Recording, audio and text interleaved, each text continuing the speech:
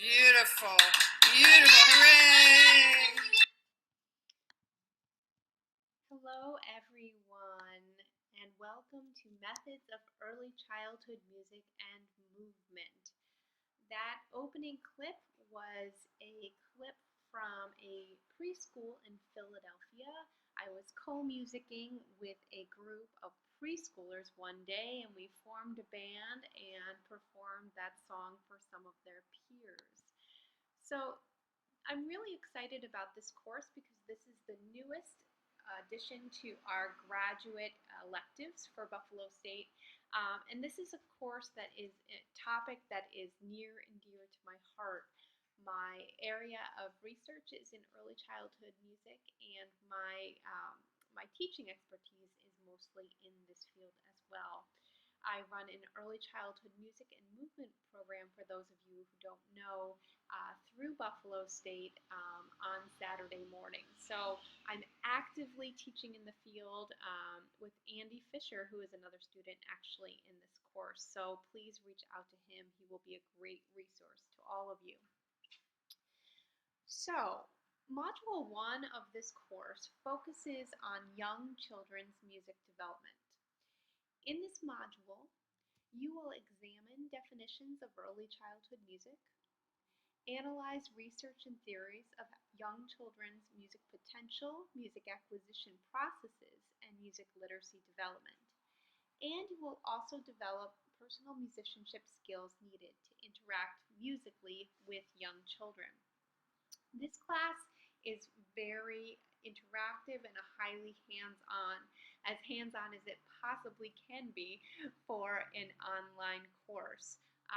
Please expect to make music and put yourself out there a little bit.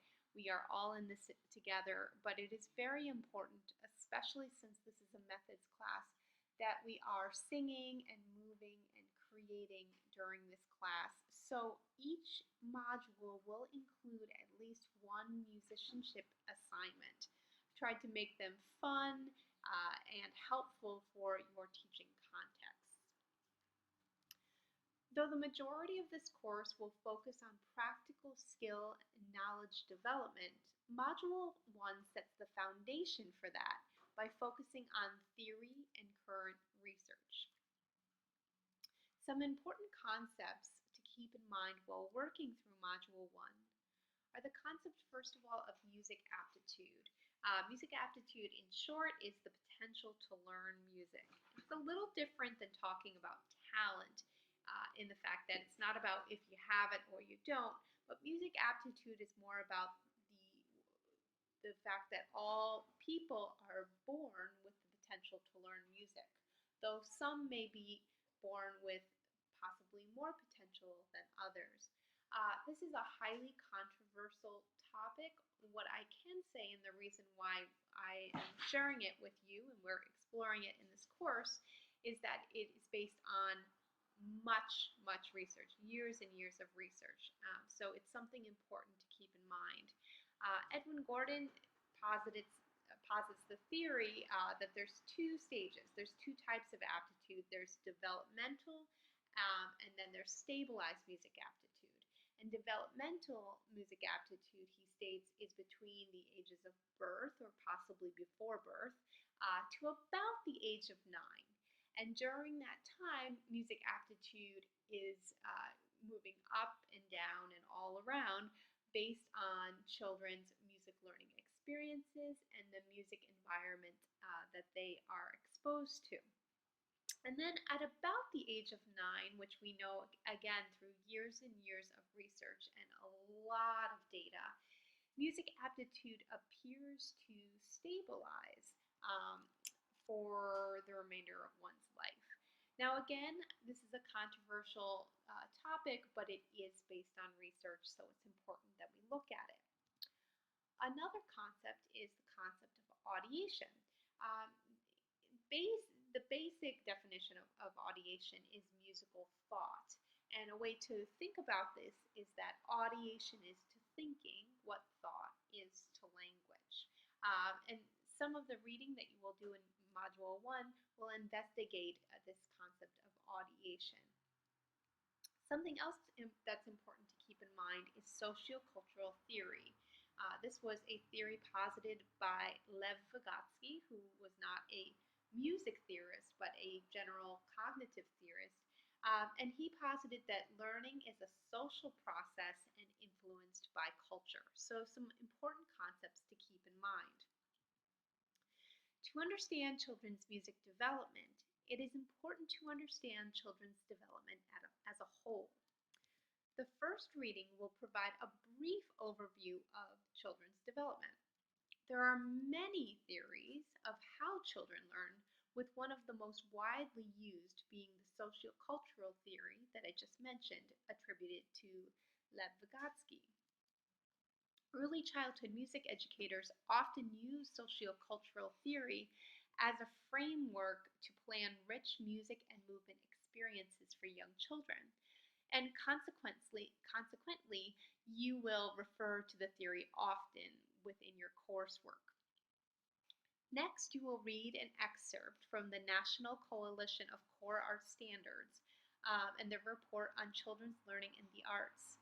You'll notice the name, you may recognize the name of National Coalition for Core Art Standards. They actually were the coalition who helped revise the National Core Art Standards. And this important excerpt summarizes notable research in how children develop musically. I think it's pretty darn fascinating, and I hope you find it fascinating as well. With that research in mind, you will also read about a theory of music learning for young children posited by Edward Gordon. Whereas there are many theories of children's learning in general, theories of music learning are more sparse. And that's why you're going to hear Gordon's name a good amount during Module 1, because he's one of the only people who has produced a substantial theory of how young children learn. I apologize, that is my Boston Terrier in the background. Gordon's theory, along with research from the National Coalition's report, provide a helpful framework for understanding how young children learn. One of the more helpful parts of Gordon's theory is his use of language learning as an analogy for music learning. And though he does not claim that processes are identical, the analogy is useful. So the next chapter, Possible Parallels, dives even deeper into that idea and that analogy, drawing on research from both the language and music fields to analyze the theory. And finally, you're going to read Gordon's chapter on preparatory audiation, which bridges theory to practice, discussing children's musical stages and how adults may interact with children during those stages. So I look forward to working with all of you this semester.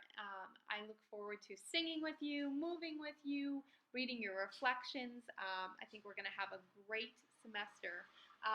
There are 3 assignments during this module. The first 2 assignments are delving into your personal early childhood music experiences, which really contribute to shaping who we are as people and as educators. So I hope you find those assignments interesting, and I hope we learn a little bit more about each other. And then the third assignment is a discussion board post that is helping to prompt you to reflect upon Module 1 course content. So please feel free to email me at any point with any questions you may have, and I will see you on Blackboard.